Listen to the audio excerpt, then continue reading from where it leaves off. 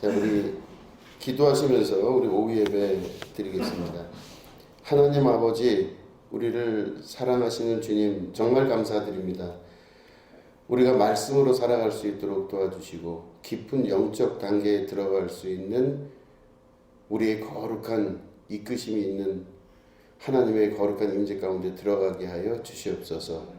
오늘 이 오후도 주께서 말씀하시는 음성 듣게 하여 주시고 영적으로 깨어가는 귀한 축복의 시간 되게 하여 주시옵소서. 감사드리며 예수님의 이름으로 기도드립니다. 아멘. 네, 우리 하나님 말씀 보시겠습니다. 요한복음 14장 15절부터 19절까지 말씀을 교독하겠습니다. 요한복음 14장 15절부터 19절 말씀을 교독하겠습니다.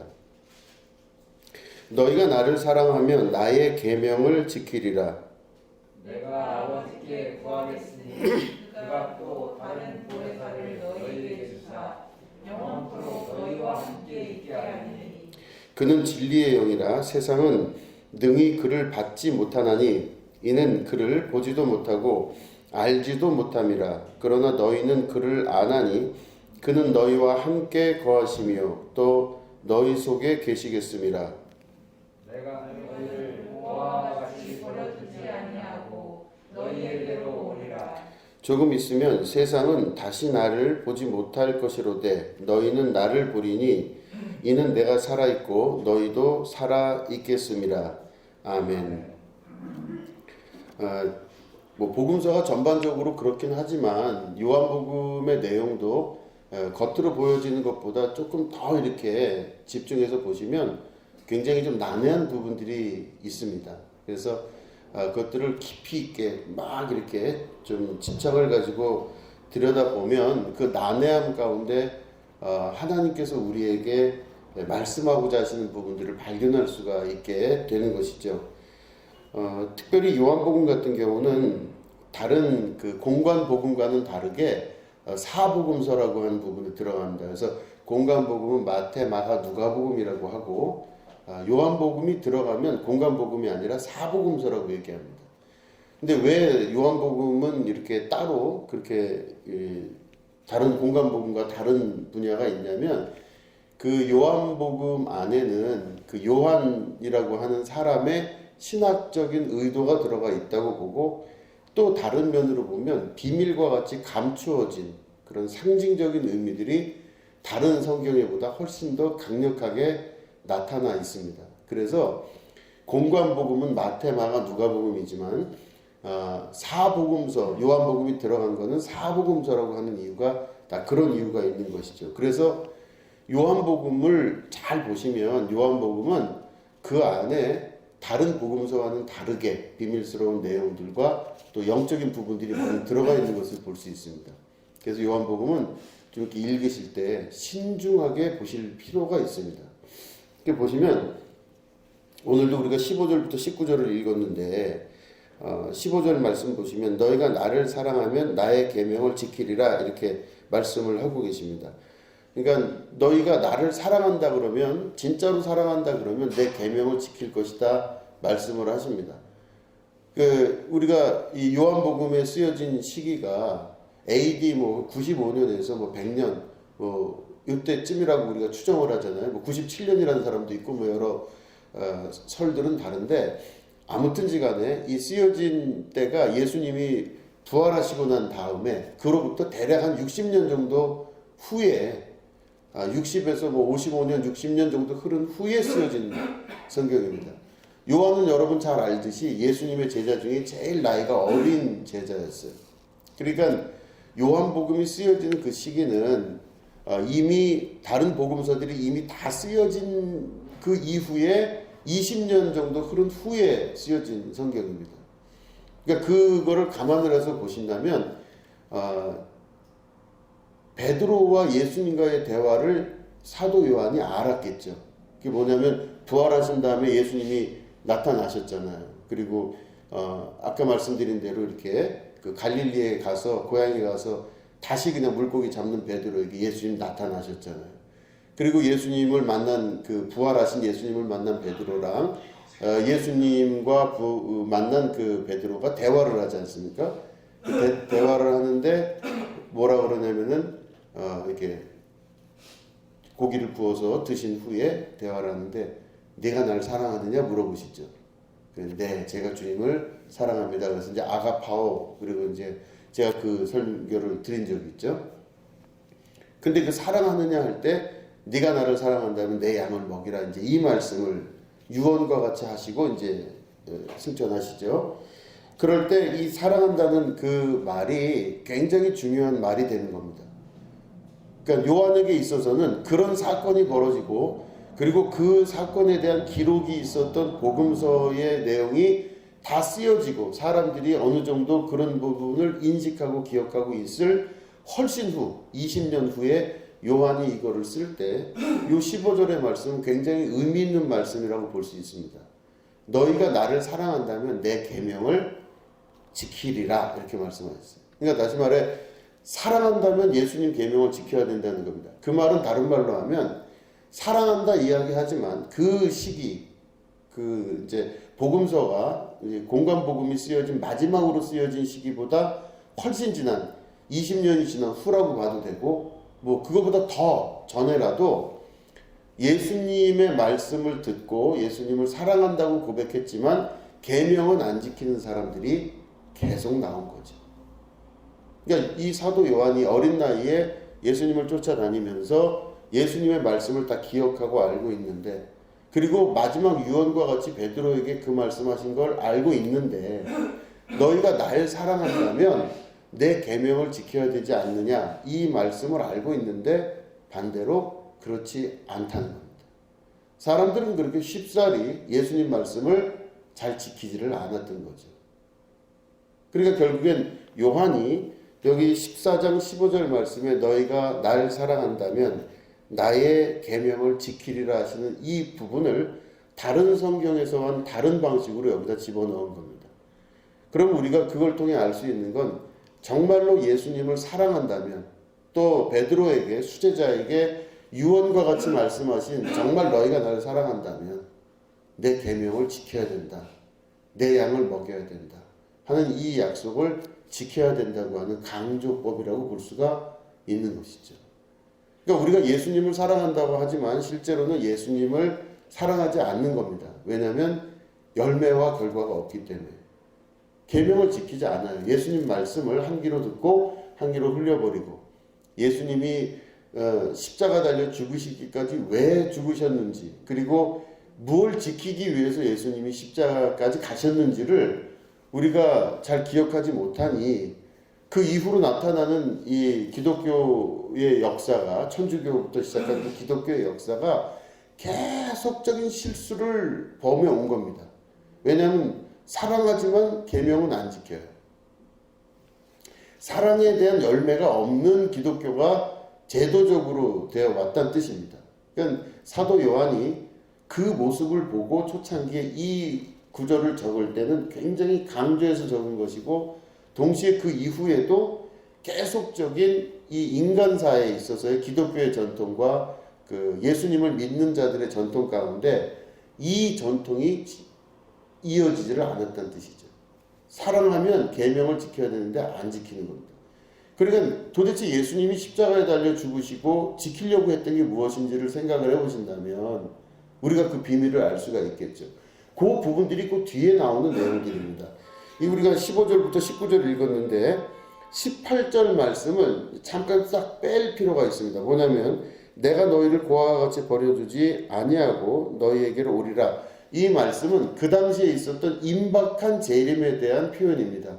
예수님이 곧 오실 거라고 믿고 있었거든요. 그러니까 내가 너희를 고아와 같이 버려두지 아니하고 곧 올 것이다, 이렇게 볼 수 있는 건 임박한 재림을 기다리던 사람들을 향해서 했던 말씀이라고 볼 수 있는데, 그거를 빼고 어떻게 볼 수 있냐면 17절 19절 말씀이 같은 내용입니다.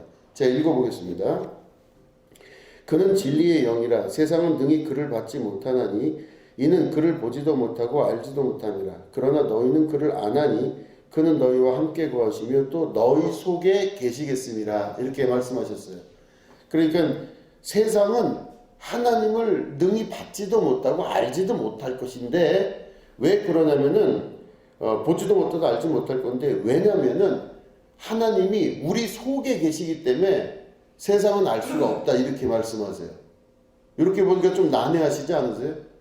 우리 안에 계시기 때문에 세상은 알 수가 없다 이렇게 말씀하시고, 그거를 조금 더 정확하게 19절에 뭐라고 말씀하시냐면, 조금 있으면 세상은 다시 나를 보지 못할 것이로되 너희는 나를 보리니 이는 내가 살아있고 너희도 살아있겠음이라, 이 말씀을 하십니다.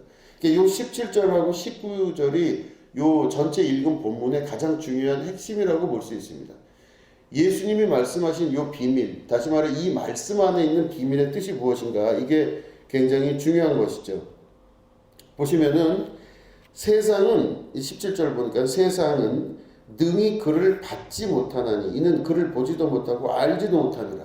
그러니까 전혀 세상은 하나님을 알 수도 없고 받지도 못한대요. 왜냐하면 알지도 못하고 보여지지도 않기 때문에 그 하나님을 받아들이질 못해요, 세상 사람들은. 그러나 너희는 그를 아나니, 그죠? 그 하나님이 너희와 함께 거하시며 또한 너희 속에 계시며, 이렇게 말씀하고 계세요. 그러니까 세상은 하나님을 볼 수도 없고 알 수도 없기 때문에 받아들일 수도 없지만 너희는 안 돼요. 야, 이 말씀이 이제 이 중요한 테마가 되는 겁니다. 예수님이 이스라엘 사람들 사회에 오셔서 하셨던 게 뭐냐면, 종교화됐을 때 나타난 현상들, 다시 말해 종교는 상대방을 상대화시키는 거잖아요. 그러니까 나는 여기 있고 하나님은 저기 계셔야 돼요. 내가 여기 있고 교회는 저기 있어야 돼요.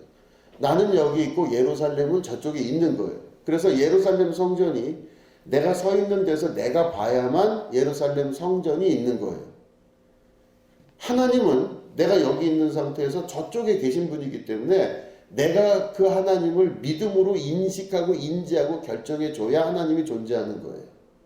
그러니까 이때 당시에 이스라엘 사람들이나 모든 세상 사람들의 핵심은 이분법적으로 나뉘어서 상대화시키는 개념입니다. 나는 여기 있고 하나님은 저기 있고, 나는 여기 있고 교회는 저기 있고, 나는 여기 있고 성전은 저기 있는 거예요. 그런데 예수님 오셔서 한 일이 뭐냐면, 나는 여기 있는데 하나님은 내 안에 계시고, 나는 여기 있는데 성전이 지금 어디 있죠? 그죠? 우리 속에 성전이 있다고 그러셨잖아요. 하나님 계신 곳이고 성전이니 하나님이 내 안에 계세요. 그러니까 다시 말해 이분법적이고 상대화돼서 나누어진 세계가 일원화되는 일을 하신 거예요. 그리고 예수님 그 말씀 지난주에 제가 말씀드렸지만, 내 말이 너희 안에 너희가 내 안에 무엇인지 구하라 이렇게 하셨고, 내가 하는 말이 아니라 내 속에 계신 아버지께서 나를 통하여 자신의 말씀을 하시는 것이다 말씀하셨잖아요. 이런 모든 것들이 상대화된 개념의 종교적인 세계가 아니라 내면 안에서 역사하고 계신 하나님의 세계. 그러니까 하나님과 내가 결코 떨어진 것이 아니라 내 안에 지금 계심과 동시에 나와 더불어 거하심과 동시에 내 속에서 사시는 분이라 이렇게 말씀을 하고 계신 거예요. 근데 사람들은 어떻게 하냐면은 하나님을 알기 위해서는 밖에 있어야 알아요. 하나님이. 그리고 보여져야 아는 거고 만져져야 아는 겁니다. 그래서 우리의 이성적인 컨트롤을 통해서 하나님이 인식이 돼야만 그게 하나님이라고 생각을 하는 거예요. 근데 성경 어딜 봐도 그런 건 다 우상이지 않습니까? 너희를 위하여 무엇이든지 조각이나 이런 그 형상을 만들지 말며 말씀하시죠. 그러니까 상대화시켜서 만드는 대부분의 것들은 다 우상이며 잘못된 것들이에요. 나는 여기 있고 저기 있는 분은 저기 계신 거. 이렇게 되는 세계를 무마시키신 분이 예수님이세요. 근데 결국 그것 때문에 십자가에 달리신 겁니다. 왜냐? 이스라엘 사회는 종교사회였기 때문에 예루살렘 성전이 돌아갈 수 있는 구조는, 그 종교적인 사회가 운영되거나 돌아갈 수 있는 구조는 상대화된 개념이 있어야만 돼요. 이게 세상 질서입니다. 그러니까 다시 말해 그 사회가 하나님께서 지배하시고 다스리시고 통치하는 사회라 하면 하나님의 질서대로 가야 되는데 세상 질서대로 간 거예요. 그 교회가. 교회는 교회 모습을 하고 있는데 어딜 봐도 거룩한 것 같고 어딜 봐도 성스러운 것 같은데, 예루살렘 성전은 정말로 대단한 곳인 것 같은데 그 사회는 겉보기에는 거룩하고 성스럽지만 속은 시체 썩는 냄새가 난다는 이유가 바로 뭐냐면 세상과 똑같아요. 질서가. 세상 질서는요, 절대적으로 하나가 되는 일에는 세상 질서가 같이 하질 않아요. 세상 질서는요, 세상이 더욱더 자본화되고 세상이 더욱더 발전할수록 나타나는 현상이 바로 뭐냐면 이분법적 논리가 점점 강해져요. 자, 보세요. 우리나라는 남북 서로 싸우죠. 동서 싸우죠. 그죠? 그리고 남녀 싸우는 거 혹시 아세요, 요즘? 여자도 군대 가야 된다, 뭐, 남자만 이렇게 손해보는 거 아니다, 그러면서 뭐 여성들이 자꾸 이제 여성 그 할당제 이런 거 있으니까 남자들이 막 들고 일어나고 막. 그러니까 20대들의 남녀 이 싸움은 심각하대요, 지금. 남녀 불평등이 또 불평등을 유발했다 이러면서 이제 남녀 싸움 대단해요. 가진 자와 못 가진 자 싸움 대단해요. 양쪽이 딱 나눠져 있어요. 노조와 그 운영자 간의 또 싸움도 이렇게 돼 있어요. 그리고 또 뭐죠? 또 어르신들과 젊은이들 간의 또 이 세대 차이가 또 대단해요. 이 제너레이션 갭이 굉장히 큽니다. 그러니까 우리나라는 이 급격한 발전에 의해서 그럴 수 있고도 여러 가지가 있겠지만 아무튼지간에 우리나라는 상대화된 개념이 없으면 절대로 발전이 안 돼요. 막 난리가 아닙니다. 그러니까 내가 어느 편에 설 것인가를 끊임없이 요구하고 그 자리에 서게끔 만들어요. 그러니까 저 같은 경우도 되게 재밌는 게 이제 어떤 그 주제 때문에 그 카톡 방이 만들어졌어요. 그래서 저를 초대했어요. 근데 제가 뭐 거기 왜 이 사람들이 왜 날 초대했나 그렇게 생각을 했는데 거기서 어떤 갑자기 쓱 이렇게 시간이 지나면서 어느 편에 설 것인가를 저에게 이렇게 딱 해서 저는 거기 편에 섭니다. 거기 편에 섭니다. 막 이렇게 돼 있는데 저는 어느 편에 설 것인가를 결정하라는 이제 그게 온 거예요. 근데 어느 편에 쓸 거야 뭐 쓸 수야 있겠지만 또 어느 편에 가야 편하겠지만 이게 꼭 이래야 되나 싶은 생각이 드는 게 어떤 한 주제를 가지고 이 편이냐 네 편이냐 내 편이냐 이거를 가르는 그 카톡방 안에 자세히 보면은 또 다른 걸로 주제가 돼 있을 때는 여기 있는 사람들이 또 적이 되는 경우가 생겨요. 교회 안에서. 무슨 말씀인지 제가 돌려서 말씀드리겠지만 이해하시죠? 그러니까 제가 지금 어디에 속해 있는지 자기 편에 속해 갖고 상대방을 비난하는 자리에 가면요. 아주 마음은 편해요. 내 편에 있기 때문에. 내가 자리가 명확하거든요. 근데 실제로 보면은 상대를 상대화시켜가지고 계속 하나의 에너지량이 커지게 되면서 우리나라는 극도로 지금 심각할 정도의 분열의 위치에 처해 있다는 겁니다. 근데 그게 우리나라뿐만 아니라 미국도 그래요. 거긴 뭐 흑백 갈등뿐만 아니라 뭐 수없이 그 갈등들이 일어나면서 그게 너무 이제는 표면화되고 노골화되었습니다. 근데 인간사의 발전은요, 그런 안 좋은 에너지든지 힘이든지 이게 좋든지 나쁘든지 옳고 그름은 언제나 시간이 가면서 바뀌지 않습니까? 언제는 옳았다 그러는데 언제는 옳지 않은 게 돼요. 이게 진리는 아닌데 중요한 거는 그들 사이에서 계속 상대화시켜서 다른 상대방을 비난하고 힐책하고 하는 이런 일들이 계속 있을 때 그 에너지량이 커짐으로 말미암아 발전을 한다는 구조예요. 그게 뭐 혹은 정반합이라고 하지. 근데 우리는 정반합도 아닌 정반의 에너지량만 계속 커지고 있는 사회가 되고 만 겁니다. 이 분열의 스트레스가 어디까지 가야 될지 몰라요. 근데 이게 바로 그렇지만 세상을 지배하고 세상을 다스리는 아주 기본적인 원칙이거든요. 상대방이 없거나 내가 이길 상대가 없으면 내 안에 내부적 힘이 별로 없어져요. 그래서 운동회를 해도 꼭 청백전, 그죠? 청군과 백군이 반드시 있어야 우리는 힘을 내요. 우리 반과 저 반이 싸워서 이겨야만 돼요. 우리나라와 저 나라가 싸워서 이겨야만 되고요. 우리나라처럼 이렇게 경쟁이 되는 그런 걸 좋아하는 민족이 별로 없어요. 뭐 트로트도 막 경쟁에서 올라가야 된다며요. 무슨 노래하는 뭐 프로그램도 그렇고 모두 전부 라이벌과 경쟁이 돼야 올라가는 거예요. 그래야 사람들이 재밌어 하거든요. 이게 우리의 지금 살아가는 세상적인 방법입니다. 그러나 경쟁에서 이긴 사람들의 문화이긴 하지만 진 사람들의 문화에 대해서는 전혀 신경을 쓰지 않는 거예요.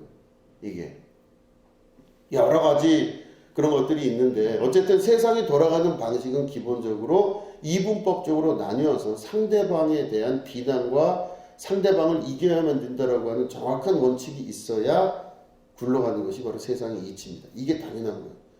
그런데 예수님이 오셔서 뭘 하셨냐면 예수님이 오셔서 하나로 만들어 버리셨어요. 이게 문제인 겁니다. 그 당시 예수님 당시에는 다 파가 나눠져 있었거든요. 에세네파, 사두개파, 바리새파, 열심당파, 그리고 각종 파들이 다 나눠져 있어가지고요. 거기는 하나가 되기가 어려웠던 사회였습니다. 어쨌든 자기들이 종교적인 사회 안에서 철저하게 구별을 해서 자기들끼리 파가 다 존재했던 사회였는데 예수님 제자들 보세요. 예수님 제자 중에 세리 있었죠. 그죠? 마태, 세리 있었잖아요. 그 세리는 그 당시에 완전히 손가락질 당하는 그런 나쁜 인간이었죠. 세리도 있었죠. 거기다가 잘 배운 사람하고 못 배운 사람도 있었어요. 그죠? 그 마가 요한은 잘 배웠어요. 그래서 외국어도 능통하게 하고 베드로의 제자가 된 사람이죠. 통역관으로. 근데 동시에 뭐 베드로는 잘 공부를 못한 거라고 우리는 추정을 하죠. 잘 배운 사람 못 배운 사람 같이 있어요. 부자가 나는 사람도 거기도 있죠. 부자는 누구죠? 아까 말씀드린 마가 요한. 마가 요한은 120문도가 들어갈 정도로 넓은 다락방을 가진 아주 큰 부자였었어요. 또 가난한 사람도 있었고. 그러니까 그 안에는 예수님 안에는 여러 종류의 사람들이 하나같이 다 있었습니다. 열심당도 있었고 바리새도 있었고 뭐 여러 종류의 사람들이 하나로 돼 있었어요. 그러니까 예수님은 그 사람을 상대화시키질 않았다는 거죠. 그래서 하나로 만들으셨는데 그럴 때 이게 전체적인 구조적인 면에서 보면 하나님을 멀리 계신 분이 아니라 내 안에 계신 분으로까지 말씀을 하신 거예요. 근데 사람들이 볼 때 그게 이해가 안 돼요. 하나님이 어디 계시냐? 내 안에 계십니다. 이게 종교적인 하나님에 대한 명예훼손이다. 그래서 예수님을 사형에 처할 때 다 동의를 하게 된 것입니다. 결국에는 예수님이 그 말씀을 잘 생각을 해보시면 사람은 세상 사람들은 나를 못 볼 것이다. 왜 못 볼 것이다 그러셨냐면 19절에 세상 사람들은 예수님을 보는 방식이 자기라고 내 눈이라고 하는 이 메커니즘을 통해서 예수님을 상대화시켜서 봐야 되잖아요. 하나님을 보게 될 것이다 그러면 하나님을 사람들이 보고 싶어 하는 거는 금송아지를 만들어서 그 앞에서 절하고 거기에 헌금하고 거기에 헌물하고 이게 사람들은 편해요. 그러니까 다 앞에 계신 나타나여 보여주신 하나님을 만나는 걸 좋아하거든요. 그런데 예수님은 그러셨어요. 세상은 나를 이제 십자가 이후에 나를 못 볼 것이다. 그러나 너희들은 나를 볼 것이다. 이렇게 말씀하셨어요. 세상은 하나님을 알지 못할 거지만 너희들은 하나님을 알 것이다. 그러셨어요. 왜요? 우리는 예수님의 말씀을 지키고 그 계명을 따라가는 자들입니다. 사랑하는 자면 예수님의 계명을 쫓아가는 자들인데 예수님의 계명이 바로 뭐냐면 밖에 있지 않고 내 안에 계신 것을 믿음으로 받아들이고 아는 자들이에요. 그래서 밖으로 나타나신 하나님, 밖으로 보여주시고 인식 가능한 예수님이 이제 예수님이 아니라 내 안에 말씀으로 역사하시며 나를 이끌어 가시고 오늘도 살아계셔서 성령께서 내 안에서 음성을 내시고 말씀하시는 하나님으로 내 안에 계시다는 걸 우리가 알기 때문에 그 예수님 말씀을 계명을 지키고 내가 이제는 밖에서 하나님을 찾는 게 아니라 내 속에서 계신 하나님과 만나는 일을 하는 것입니다. 그래서 기도하셔야죠. 기도하실 때 사람들이 보이는 곳에서 밖에서 내가 소리를 지르고 그 사람들하고 다 말을 하는 것처럼 하나님과 내 입을 통해서 말하는 게 아니라 눈을 감고 귀를 닫고 깜깜한 곳에 아무도 없는 곳에서 내 속에서 은밀하게 말씀하시는 은밀하게 보고 계시는 하나님을 만나는 작업, 이게 진짜 기도가 된다고 말씀을 하신 겁니다. 그렇기 때문에 세상은 절대 하나님을 못 봐요. 또 예수님을 볼 수 없습니다. 알 수도 없어요. 오로지 우리들만 볼 수 있습니다. 왜? 내 안에 계시다는 걸 알고 있기 때문에. 내가 알고 있는 내 경험적 측면에서 예수님 말씀을 음성을 듣는 게 아니라 모든 걸 다 내려놓았을 때 세밀하게 음성을 주시는 그 음성을 들을 수 있는 자가 되는 것이죠. 그렇기 때문에 혼자 있는 시간을 만드시고 골방을 만드셔서 예수님의 음성을 내면에서 말씀하시는 걸 들을 수 있으셔야 돼요. 이게 아주 중요한 겁니다. 그러면 그 음성을 들은 자들은 하나님이 살아계신 것을 알기 시작하고 그 하나님과 대화가 시작이 되는 것입니다. 이게 바로 영적인 생활이라 볼 수가 있는 것이죠. 그래서 보면 외부에서 하나님을 찾는 것이 아니라 내 안에 계신 하나님을 만나게 되는 것입니다. 그럴 때 사람들은 예수님이 볼 수가 없다고 제가 먼저 말씀드렸잖아요. 왜냐하면 자기 인식 구조 안에서 도대체 예수님을 찾을 수가 없으니까. 근데 우리는 알고 있다는 거죠. 그러니까 밖에서 살아 돌아다니는 사람들은요, 이 사람들이 살아있는 것 같으나 이미 죽은 자들이라고 볼 수가 있는 겁니다. 왜냐하면 보아도 볼 수 없고 들어도 말을 해도 들을 수가 없는 자들이기 때문에. 이들은 육체로는 살아있지만 영으로는 죽어있는 자들이잖아요. 영으로 하나님을 알 수도 없고 영으로 예수님을 찾거나 만날 수도 없는 겁니다. 그래서 예수님 말씀하시고 우리 19절 다시 한번 잘 보시면 조금 있으면 세상은 다시 나를 보지 못할 것이로되 너희는 나를 보리니 이는 내가 살아있고 이렇게 돼 있죠. 내가 살아있고 너희도 살아있겠음이라 이렇게 말씀하세요. 내가 살아있고 너희도 살아있겠음이라 그러셨어요. 그럼 다시 말해 사람들은 예수님을 못 보는 사람들은 죽어있다는 뜻이에요. 그죠? 죽은 자들은 예수님 못 보는 겁니다. 왜 죽은 자들을 못 본다고 우리가 얘기할 수 있냐면 도대체 죽은 자들이 누군가 이렇게 보면 보아도 볼 수 없고 들어도 들리지가 않는 거예요. 죽은 자죠. 살아있는 자들만 볼 수 있고 살아있는 자들만 들을 수가 있는 거잖아요. 근데 예수님 말씀하시기를 나도 살았고 너희도 살았기 때문에 우리는 둘 다 알 수 있고 만날 수 있다고 그러셨어요. 이 이야기가 마태복음 8장에 보면은 그런 말씀이 있죠. 마태복음 8장에 예수님을 쫓아가는 제자가 아버지가 돌아가셨는데 장사를 치르고 오겠습니다. 그러니까 예수님 뭐라고 말씀하시죠? 죽은 자들로 죽은 자들을 장사하게 하고 너는 나를 따르라 그러셨어요. 죽은 자들로 죽은 자들을 장사하게 하래요. 그럼 예수님이 그 당시 하셨던 그 말씀은 아니 죽은 자들이 어떻게 죽은 자들을 장사합니까? 이건 이해가 안 되는 거죠. 근데 예수님의 영적인 말씀은 왜 그들이 죽었나를 말씀하시는 거예요. 살아있으나 죽은 자들이에요. 그들은 살아서 버젓이 돌아다니고 있는데 다 죽은 겁니다. 그 사람들은 볼 수도 없고 들릴 수도 없고 그 사람들은 알 수가 없는 거예요. 도무지 이해를 못해요. 그들이 생각하는 자기 인식, 육신을 근거로 해서 인식하는 인식의 세계 안에서는 하나님을 알 수도 없고 볼 수도 없는 겁니다. 그러니까 그들을 결국은 뭐라고 말씀하시냐, 육체만 살아있을 뿐이지 죽은 자들이라 보시는 거예요. 영이 없기 때문에. 그 영으로 도무지 하나님을 인식할 수 없기 때문에 안 되는 거예요. 근데 살아있는 자들은 누구라고요? 볼 수도 있고 알 수도 있는 자들입니다. 볼 수 있고 알 수 있는 자들은 어떻게 알 수 있냐? 과거에 상대화시켜서 대상화시켜서 인식하는 게 아니라 내 안에 이미 계셔서 그 안에 계신 하나님과 대화하고 그 하나님과 함께 할 수 있을 때 그 사람은 살아있는 자라 말씀하고 계시는 겁니다. 자, 그러면 우리가 이 말씀의 뜻을 잘 이해하시겠죠?